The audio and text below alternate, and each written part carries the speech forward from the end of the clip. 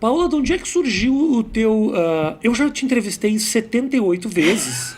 Sim, Mas a minha sorte é mas... que eu sou um imbecil e eu não lembro de nada. Tá então, ótimo. Talvez eu possa fazer as mesmas perguntas que eu já fiz. Tudo bem.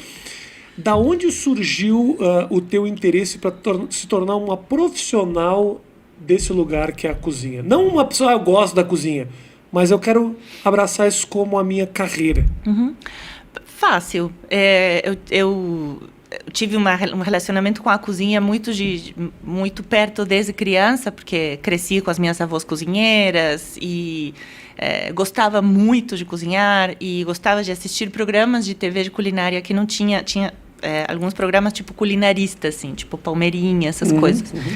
E eu voltava da escola e passava bastante tempo sozinha, eu assistia esses programas e depois tentava reproduzir as receitas na cozinha de casa, esperando a minha mãe e tudo mais.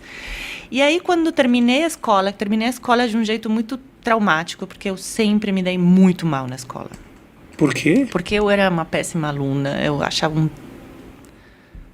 uma bosta. Não estou pensando que a minha filha assiste YouTube. Ela sabe. Eu achava a escola muito entediante.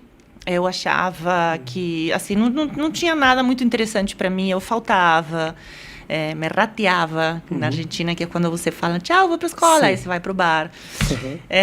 Para o bar não, porque o bar às 7 da manhã não estava aberto, mas o café. Nossa, o quão alcoólatra é a pessoa que às 6 da manhã fala... O café. Eu ia para um café que tinha bilhar, sabe?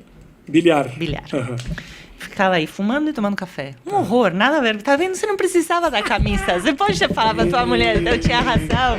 Nossa Senhora. E então, quando cheguei no 5º ano da secundária, que é o último, que eu tinha 17 anos, já era... Eu acho que fui mandada embora. Fui mandada embora. Você foi expulsa da escola? Fui expulsa da escola. Porque então você realmente era uma delinquente. Não era uma delinquente. Não tem nenhum antecedente penal. Não tem ninguém. Não tem nenhum antecedente penal. Eu não gostava. E era uma escola muito...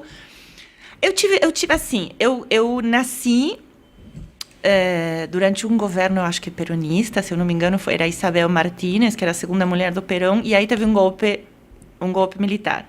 Então, eu cresci durante a ditadura. Aí, em 83, que foram as primeiras eleições democráticas que eu vivi, eu entrei na escola secundária. Eu tinha 11 anos. 13. Em 85 eu entrei na escola secundária. Num ambiente hiper, ultra, mega politizado, porque era a primeira vez que tinha democracia por muito tempo, e eu entrei numa escola pública. A gente não tinha muita grana, eu fui para uma escola pública. E era um caos, assim, os corredores eram mesas de Partido Comunista, Partido Socialista, Partido... E eu vou falar uma coisa que ninguém sabe, porque todo mundo me manda para Cuba, mas o primeiro partido que eu fui afiliada era União do Centro Democrático, que era ultradireita, mas ultradireita, assim, eu cheguei a casa e falei, mãe... super feliz. Minha filha é a União do Centro Democrático. A minha mãe fez assim, ó. A minha mãe era advogada. Não era de esquerda, mas também não era de ultradireita, porque muitos dos sobrenomes das pessoas que estavam nesse partido eram Astiz, eram todos os militares que tinham participado do golpe. Não demorei muito para eu sair da União do Centro Democrático, mas eu achava as ideias maravilhosas. Por quê? O que de ideia te identificava na época? Eu acho que o cara que as ideias do loiro de olho azul que me levou... O gato. Que chamava Francisco O próprio Astiz. Bolsonaro era um jovem muito bonito. Ai, não, pelo amor de Deus. Era um jovem bonito. Não. Era um jovem, olha fotos do Bolsonaro jovem, parecia um surfista meio perdido no mar, mas Rafa, você tem que mudar o café da manhã que você toma. Gente, eu não tô falando que ela é uma pessoa incrível. Vamos voltar. Então, então, os primeiros anos da escola era isso, era uma bagunça, um monte de política, não tinha aula, era uma escola pública que era um caos. Aí a minha mãe achou que isso era um caos e que ela não queria que eu fosse afiliada a um partido de ultradireita. Então, fazendo um grande esforço financeiro, me colocou numa escola privada, Lincoln, onde todo mundo falava inglês e eu não, que eu não sabia falar inglês, porque eu sempre tinha ido na escola pública. E aí era tudo muito certinho, super quadrado, uma educação muito tradicional. E nada a ver, né? Eu tinha sempre feito escola pública. Aí eu fui cair lá E eu meio que ia surfando em tentar passar as matérias, mas nunca fui uma aluna exemplar em nada. Fiz 2 anos ali e faltei muitas vezes. Eu faltava, ia pro Vilar, fumava, fazia todas as bagunças toda. Com quem nessa escola careta? Tinham outros Eu tinha 4 amigos homens. que eram os únicos? Joaquim, Martín, Paulo e Diego. Só Paulo é um nome não argentino, porque você colocou os 3 nomes que são os nomes de todos os argentinos. Joaquim. Joaquim é super argentino. Sim, Joaquim. Não. Joaquim, tem muito de Joaquim. Não, Joaquim é argentino. Joaquim é brasileiro. Mas era Joaquim. Era Joaquim. Era Joaquim. Joaquim. O que mais que era? Martín. Martim, muito. Diego. Pablo, só faltou Pablo. E Paulo. E Paulo. O Paulo fugiu um pouco. Então, era meu grupo que até agora a gente se fala e eu adoro eles. E aí, então, no último ano do 4º ano, o diretor chamou a minha mãe e falou: a sua filha é muito rebelde para essa escola. E fui. E aí, a minha mãe foi muito fofa, porque ela me defendeu. Eu lembro que ela me defendeu. Ela estava puta comigo, mas ela me defendeu. E aí, eu fui parar numa escola que era para fazer o 5º e o último ano, que era tipo a escola onde vai, sabe onde vai o resto que não serve para nada? Os repetentes. E, só que eu não era tão rebelde assim como para estar lá e me sentir à vontade. Fui 2 dias, eu falei, cara, não dá, isso aqui já é demais para mim, é muita bagunça. Então tinha uma opção que era você passar todas as matérias, que eu acho que eram 12 matérias, você estudava o ano inteiro. Gente, é supletivo. Não, como é que é o nome disso aí, ô, Matheus? Como é que é quando o cara só faz as provas aqui? Só faz as provas e passa. Como é que é o nome disso? Eu estudei Tá. durante esse ano todo, passei 12 provas em 2 dias. 6 e 6, passei todas.